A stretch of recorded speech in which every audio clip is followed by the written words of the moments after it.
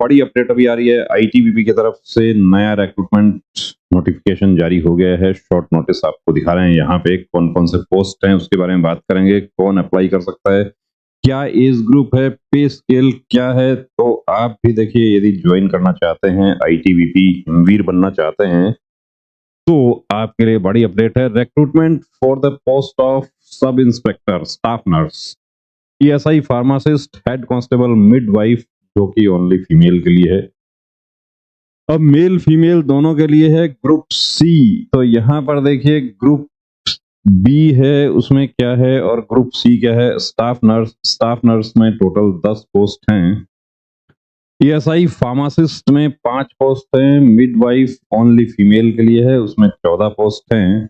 अब एप्लीकेशन आपको ITBP recruitment itbpolice.nic.in online होगा। कब से शुरू होगा, तो देखिए इस सैटरडे से शुरू हो जाएगा। ये एम्प्लॉयमेंट न्यूज का PDF है।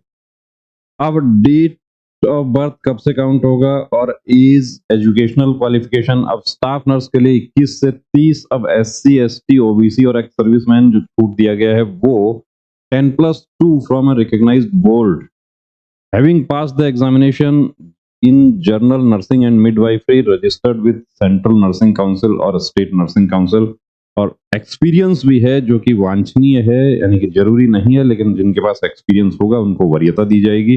3 ईयर एक्सपीरियंस एज नर्स, किसी भी रेप्यूटेड हॉस्पिटल का आपको सर्टिफिकेट देना होगा। फार्मासिस्ट की यदि हम बात करते हैं तो 20 से 28 साल है। अब SC के लिए हो जाएगा, SC ST के लिए 35 और OBC के लिए 31 हो जाएगा। जिसमें डेट कब से डिटरमाइन होगी, तो डेट डिटरमाइन होगी, crucial date for determining the age. Candidate should not have been born earlier than 29th July 1996 and later than 28th July 2004।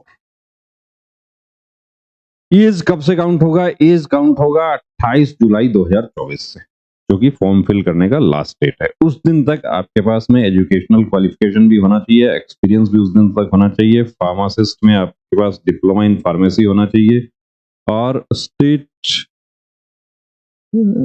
जो registered as pharmacist under pharmacy act 1948। Head constable midwife only female candidates के लिए है, 18 से 25 साल है। SC ST के लिए 30 हो जाएगा, OBC के लिए 28, और पास 10th examination from a recognised board और auxiliary nursing midwifery course from a recognised institution और registered in nursing council of central government और स्टेट गवर्नमेंट। तो ENM का कोर्स किया हुआ हो और रजिस्ट्रेशन भी हो उनका। तो बड़ी अपडेट हमारे उन कैंडिडेट्स के लिए जो योग्यता रखते हैं पैरामेडिकल स्टाफ की, नर्सिंग की, फार्मासिस्ट की, मिडवाइफ की, उनके लिए बड़ी अपडेट है। बिल्कुल आप अपनी तैयारी में जुट जाइए। फॉर्म अप्लाई करने के साथ ही देखिए पूरी ताकत से, पूरी शिद्दत से अब डिटेल नोटिफिकेशन का वेट कीजिए। उसके लिए आपको जैसे ही डिटेल नोटिफिकेशन आता है, डिटेल नोटिफिकेशन का वीडियो बना देंगे, जिसमें आपके फिजिकल स्टैंडर्ड, कंप्लीट डिटेल, आपका PT PST क्या होना चाहिए, मेडिकल स्टैंडर्ड क्या होना चाहिए, विजन का स्टैंडर्ड क्या होना चाहिए, ये सब डिटेल आपकी उसमें अपडेट करेंगे। जय हिंद।